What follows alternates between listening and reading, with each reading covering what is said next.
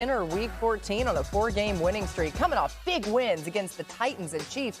On Sunday, though, Burrow will face the team that has caused him the most problems in his young career, the Cleveland Browns. Burrow 0-4 against the Browns with 7 turnovers in those outings. He's also been sacked 17 times in those games, the third most by any quarterback against a single opponent since he entered the league in 2020. Man. How about that game, RC? What do you have your eye on in Bengals-Browns as we go through some matchup to watch?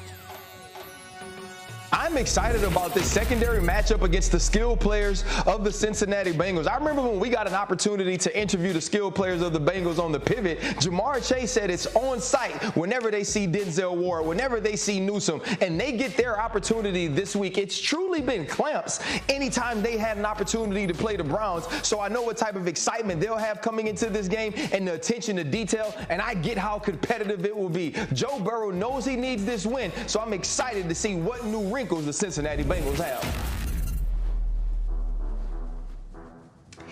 Yeah, so for me, the Chiefs offense against the Broncos defense is one of the more interesting matchups in the NFL. And the Chiefs offense, as much as we praise the ability to spread the ball around this year, the improvement in the run game, it starts and it ends with Travis Kelce. And I can tell you that's the way Denver's thinking in terms of their game planning. Fortunately for them, they have a ton of very talented DBs they can throw at Kelce, whether it's Justin Simmons, K1 Williams, even if Patrick Surtain's on him at points. It's a great matchup and a great challenge for that coaching staff.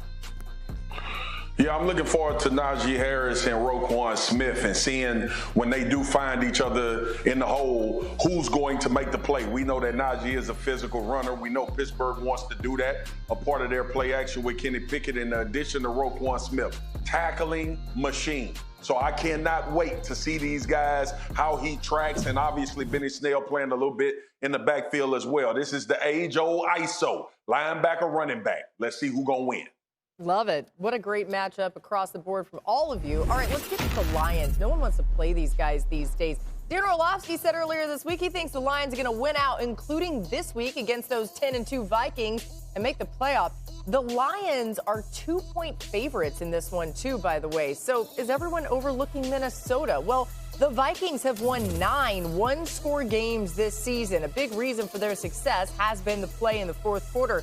Both Minnesota's offense and defense have been great late, ranking top 10 in the league in points, turnovers, and QBRs in the fourth quarter of games. And, you know, some of that, you could say that's a good thing or a bad thing because you say, well, wait a second, if they're in all these close games, then maybe they're not a dominant team. But either way, they're winning the close game. So, RC, this week, you think this one's going to be another close one?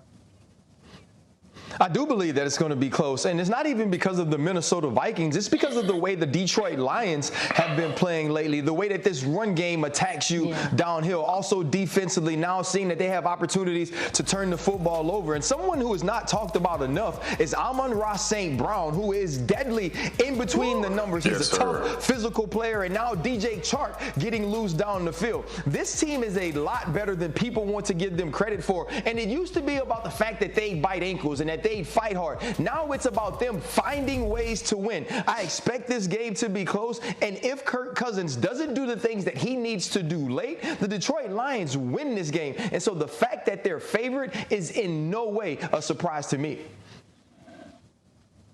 Yeah, I think that Vegas favoring the Lions is a reflection of everything Ryan just laid out, but also the matchup between the Lions offense and the Vikings defense. We know what Minnesota wants to do on defense. They're going to sit back and shell coverage and hopefully, you know, bend but don't break like they did last week against the Jets. Unfortunately, the Lions, unlike the Jets, are first in the NFL in red zone efficiency this year. And they are perfectly content to work underneath, grind out yards on the ground. They have one of the most diverse and dominant running games in the NFL, and use Amon-Ra St. Brown, who I like to call a human first down, to get those yards after the catch. The Lions rank 4th in the NFL in the percentage of the yards that come after the catch. The Vikings allow the 3rd most yards after the catch. That is a mismatch, and it favors Detroit, and I think that's why they're picked to win this one. Oh boy, I'm gonna go treetop on this one, y'all, because I think like there's an overall arching conversation surrounding the Minnesota Vikings about who this team is. And you can look at it glass half full or glass half empty. I'm going to choose to look at it glass half empty right now. Because when you think about what game have they had a dominant performance? And then you talk about 10 wins with a point differential of 10 points.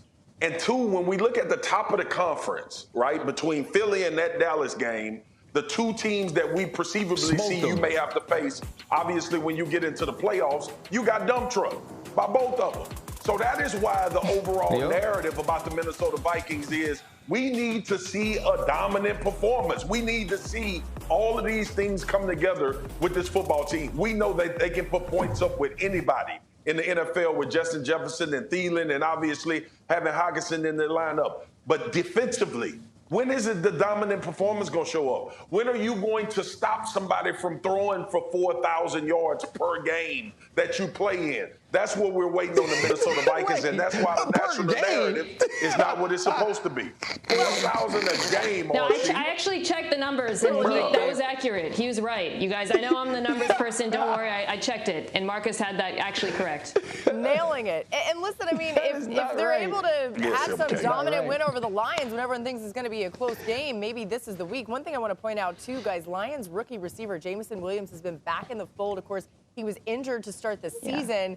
And they're just kind of bringing him along a little bit slowly. But if they end up continuing to win and making it to the playoffs, I wonder how much of a role he could have increasing. All right, let's get to our game picks. Marcus, you go first. Who are you taking in this one, Vikings or Lions? I'm taking the Lions, y'all. I think that run game is going to limit the Minnesota Vikings from having the opportunity to get the points that they want to put up on the board. The defense for Detroit is playing better, but they still make me nervous. But I'm going to Detroit Lions. I think this is when those late game heroics we've seen by the Minnesota Vikings come to an end. Mina. I'm covering my face so that when the Vikings social media puts a post, nobody's going to yell at me. I am also taking the Detroit Lions. I love this Lions offense. I think the defense is playing better late. But I have it as a 1-point game. Ooh. It's close. Okay. I'm going to take the Lions. I'm going to take the Lions, too. And it's because I think that not necessarily that they're the better team every week. I believe that they'll win this week. I believe they're playing at a higher level right now. But it depends on what Laura says if I'm going to take my pick back. Boogie. Don't worry. I'm picking the Vikings, y'all. I'm here for y'all. I'm going to pick the Vikings. Now, let me just say something. I do think you guys, I love the Lions, right? I think they're great. They're one of my favorite teams this year. I do think all of you are a little crazy. The Vikings are 10-2, and you guys are picking the Lions. But anyway, I'm going to take them. That's fair. I think they win close. Laura, we are crazy. I like to say the Vikings are 10-2. They 10-2. They ain't 10-2. They 10-2. I hear ya. I think they're still going to win. All right, still to come. Zach Wilson was able to upset the Bills, but can Mike White do the same? Well, RC tells us what a